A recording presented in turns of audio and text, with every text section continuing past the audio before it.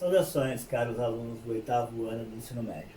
Hoje nós continuaremos aí a nossa aula sobre a América, né? Já falamos aí sobre a América inteira, né? Já tivemos aula sobre, já falamos sobre o Canadá e os Estados Unidos, e hoje a nossa aula é sobre México e América Central, ok? A partir do México nós temos justamente a América Latina, né? O México faz parte da América do Norte, mas também faz parte da América Latina. Faz parte da América do Norte fisicamente e faz parte aí da América Latina nas questões aí econômicas, socioeconômicas, ok? E aí nós temos a América Central, que justamente também faz parte da América Latina, né? A nossa divisão aí, esses países são países subdesenvolvidos, né? O México é considerado subdesenvolvido emergente igual ao Brasil, e alguns países da América Central são muito pobres, caso, por exemplo, do Haiti, que é o país mais pobre aí da América. A gente vai começar falando aí sobre as questões econômicas. Um dos fatores econômicos muito importantes aí na América é justamente o Canal do Panamá, né? O Canal do Panamá ele tem uma importância muito grande para as questões econômicas da América, né? Então, justamente a sua criação aí em 1914, né, começa em 1912 a construção, mas em 1914 é inaugurado aí que ele é por eclusas, né? Ele é movimentado por eclusas, foi uma junção entre o Oceano Pacífico e o Oceano Atlântico, né? Ele encurtou as distâncias aí, principalmente com os Estados Unidos, né? Os Estados Unidos tinham que dar muita volta aí para chegar até os países da Europa e da Ásia, né? Não falo África porque o comércio com a África quase não existia em 1914, era muito pequeno. Mas principalmente com os países europeus, que o comércio era muito forte nessa época. Hoje também os Estados Unidos fazem um comércio muito forte com a China, é o seu principal parceiro econômico. Até existem alguns problemas aí nessa questão, né, se a gente for pesquisar aí um pouco diretamente aí sobre Estados Unidos e China, neste momento econômico. E aí nós temos o México, né? O México é um território que não é tão grande, né? Mas a população mexicana está distribuída aí de maneira irregular, 75% dos habitantes vivem no Planalto do México, né? Pra vocês terem uma ideia, só a cidade do México tem mais de 20 milhões de habitantes, né? É mais do que a cidade de São Paulo, para vocês terem uma ideia. A cidade de São Paulo não tem 20 milhões de habitantes. É uma das cidades mais populosas aí da América, né? Grande parte aí vive nas áreas mais baixas aí do planeta, porque as áreas mais altas aí do México são áreas muito frias, que inibe aí as pessoas morarem na região. Aqui nós temos justamente uma foto aí da cidade do México. Okay? Então, a questão populacional, o México tem em torno aí de 117 milhões de habitantes, né, formado aí pela miscigenação entre ameríndios, os indígenas aí, e os descendentes dos colonizadores espanhóis, ok? Tem um IDH elevado até, considerado, 0,775, né, ocupando aí a 61ª posição, à frente do Brasil. Por sinal, continua aí à frente do Brasil. O México está melhor economicamente do que nós, né? Ainda mais no momento de pandemia, né, que é muito mais forte aqui no Brasil do que no México, por exemplo, né? Então, o IDH é aquele índice de desenvolvimento humano, né, que mede a questão de saúde, educação e renda per capita. A gente já falou bastante sobre isso. Convive aí com altas taxas de analfabetismo e de mortalidade infantil, né? Mostra aí lentos avanços sociais, não muito diferente do Brasil, ok? O Brasil também tem um grande número de analfabetos também, ok? E cerca de 52% da população aí está abaixo da linha da pobreza, né? A mesma população desde 1994, ou seja, não houve mudança, mesmo com programas aí muito parecidos com renda mínima. Existe lá um programa muito parecido com o Bolsa Família, que chama Oportunidades no México, né? Que também é um auxílio aí monetário às famílias mais pobres, mas também que não fez com que as pessoas melhorassem aí de vida, ok? Aqui nós temos o nível da condição de vida, que é medido aí pelo IDH, né?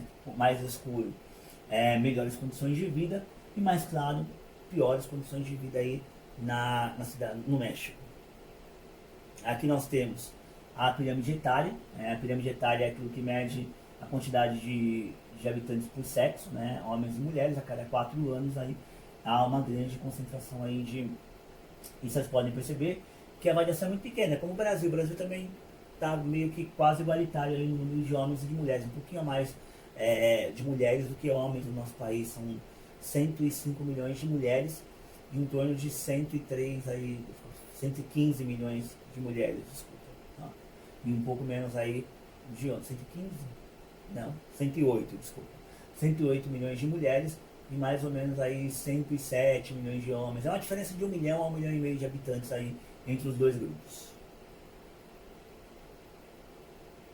Aqui é um vídeo para vocês assistirem sobre o processo migratório aí do México. Então vocês têm aí no slide, é um link aí para vocês acessarem. É um link aberto, então vocês podem assistir, recomendo, porque fala sobre as migrações e é um dos nossos temas. A gente já discutiu isso quando a gente viu os Estados Unidos, então é mais um vídeo aí para processar ainda mais as informações sobre as questões de imigração nos Estados Unidos, que tanto é que vocês estão vendo aí que recentemente, no final de semana, os Estados Unidos está proibindo a entrada de brasileiros no território, justamente porque a gente é um grupo de risco para os norte-americanos. Lembrando que os Estados Unidos têm uma mortalidade maior do que o Brasil pelo coronavírus.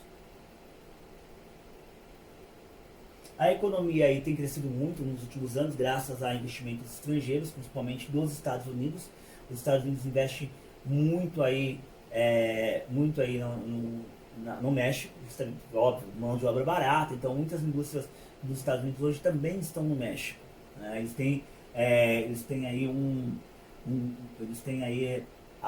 justamente um grupo que é um bloco econômico regional. Esse bloco econômico regional, que é o NAFTA, né, que é o Tratado de Livre Comércio da América do Norte, que inclui Estados Unidos, Canadá e México, tem ajudado muito a fortalecer as questões econômicas no México. Também é muito discutido também a questão de exploração. Né? Os mexicanos são muito explorados aí também economicamente pelos Estados Unidos. Mas ao mesmo tempo a gente também não é inegável que o México tem crescido muito aí economicamente, graças a investimentos dos Estados Unidos. Né? Canadá também, mas principalmente dos Estados Unidos. Né? O México ele costuma ter empresas que a gente chama de empresas de manufatura. Né? O que são empresas de manufatura? Maquinofatura, desculpa. São empresas de maquinofatura, que é justamente aquelas empresas que só montam os produtos, recebem a tecnologia de outros produtos já pronta, né? E são empresas de montagem, a gente chama isso de maquinofatura. Então nós temos aí na região fronteiriça dos Estados Unidos, a partir da década de 60, houve aí uma zona franca para atrair capital estrangeiro, né, que é justamente que abriu aí o capital estrangeiro no México. E também houve uma migração maior também de pessoas. Né? E aí nós temos as empresas maquiladoras, que é justamente aí empresas que eu acabei de comentar com vocês, que transformam aí o produto, que na verdade pega as peças do produto e faz uma junção desses produtos. Aqui nós temos as principais empresas maquiladoras aí no México. Vocês podem perceber que aqui é uma fronteira, né? Aqui a gente tem a fronteira do México com os Estados Unidos, que é uma fronteira gigantesca, que é onde se quer construir um muro, essas questões todas. E aí nós temos empresas até que são chamadas de cidades irmãs, porque elas geralmente têm também os mesmos nomes aí, né? Justamente aí a gente vai verificar que há uma concentração de mão de obra aí mexicana pelos norte-americanos, onde estão concentradas essas indústrias, justamente na fronteira, porque o custo com o transporte fica menor também. Assim como o Brasil, o México é um grande produtor aí de commodities, né, a partir do seu extrativismo. A gente tem aí a questão do ferro, do gás natural, do cobre e muito do petróleo.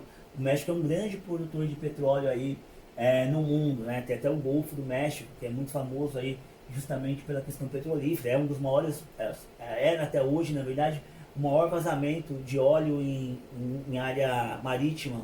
Né? Os Estados Unidos ajudam muito para conter esse óleo. Também grande parte das empresas produtoras de petróleo do México são, na verdade, norte-americanas. Né? Não são exatamente aí empresas que estão no México. E aqui nós temos aí as áreas produtoras de petróleo, de gás, né, e as áreas em estudo. Então vocês podem perceber que é justamente aqui na faixa litorânea que a gente vai ter uma grande concentração de petróleo no México. Né? Gás natural aqui próximo aos Estados Unidos, e grande parte desse gás também é enviado por gasoduto, que é aquele cano que passa embaixo da terra e que chega aí até as regiões industriais norte-americanas. A agropecuária no México, né? O território mexicano ele é pouco favorável à agropecuária, né? Mas existe muita montanha, existe muito clima árido, né? Mas hoje isso é vencido aí pela mecanização. Mas ainda a mecanização também é muito baixa no México, assim como no Brasil, mas aos poucos eles vão se mecanizando, né? Aquela agropecuária que a gente chama de agropecuária maior, né? A extensiva, né? Nós temos a agropecuária intensiva, que é aquela mecanizada utilizada pelos Estados Unidos, né? E nós temos aí a extensiva, que ainda é aquela produção agropecuária que usa muita mão de obra ainda, né? Isso está mudando aos poucos,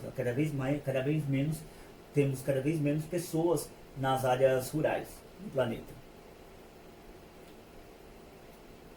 As áreas cultiváveis do planeta é 42%, ou seja, menos da metade do planeta é cultivável. A pecuária é praticada aí no centro-oeste, ocupa 40% aí do território, né? E a gente tem grandes produtos básicos. O México é um grande produtor de milho, né? De batata, de trigo, de arroz, de soja, né? Eles produzem aí muitos produtos extrativistas, igual ao Brasil, né? São vendedores de commodities, eles não produzem tecnologia, né? O Brasil não é um grande produtor de tecnologia, assim como o México também não é. Quando a gente não produz tecnologia, a gente lucra pouco com esses produtos. Produtos agropecuários, eles tendem a ter um valor mais baixo de venda.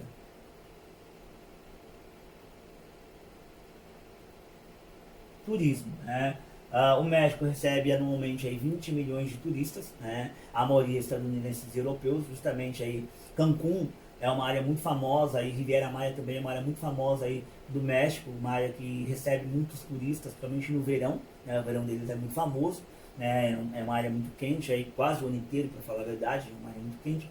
Então costuma aí receber mais turistas, mais que o Brasil, de passagem. Ele está entre os 10 países mais visitados do mundo, né? O Brasil está entre os 25, a gente deve estar em 28º, aí o último dado que eu tinha é que o Brasil estava em 28º no turismo mundial, bem atrás do México, né? O México também tem a facilidade de ser próximo dos Estados Unidos, então eles recebem muito norte-americano, que gera um bom dinheiro aí para eles na área de turismo. Eles investem bastante aí nessa área também. Tem os seus patrimônios históricos da época aí dos indígenas mexicanos, tem as pirâmides, né, que são bem famosas, a pirâmide de Chichén Itzá, né? Até tem uma foto minha aí na pirâmide. Ela é bonitinha assim por esse lado, né, que aqui é a frente da pirâmide, mas atrás da pirâmide ela está bem desgastada ao longo do tempo. Eles deixam de propósito bem desgastada para mostrar o que ela realmente é, porque nessa parte aqui ela foi restaurada, né, não é, a gente pode dizer que não é ela originalmente, né? E aí você tem a parte de trás que justamente você vê o que era o original aí da pirâmide, né? Ao longo do tempo, como que ela ficou um pouco desgastada aí ao longo do tempo. A gente vai até aqui hoje. Na nossa videoconferência, a gente vai mudar um pouquinho a videoconferência, porque vocês já tiveram uma videoaula sobre o México. Então qualquer dúvida que vocês tiverem, vocês retirem essa dúvida na videoconferência. E a partir de hoje, a nossa videoconferência a gente vai falar sobre a América Central continental. Então, a partir daqui, nós seguiremos aí os nossos slides, né? E aí a gente volta depois para falar um pouquinho aí, no final da aula, a gente fala um pouco aí sobre a América, sobre o México, e aí vocês também retirem as dúvidas de vocês. Esse slide está disponível para vocês na biblioteca da sala. Muito obrigado e bons estudos.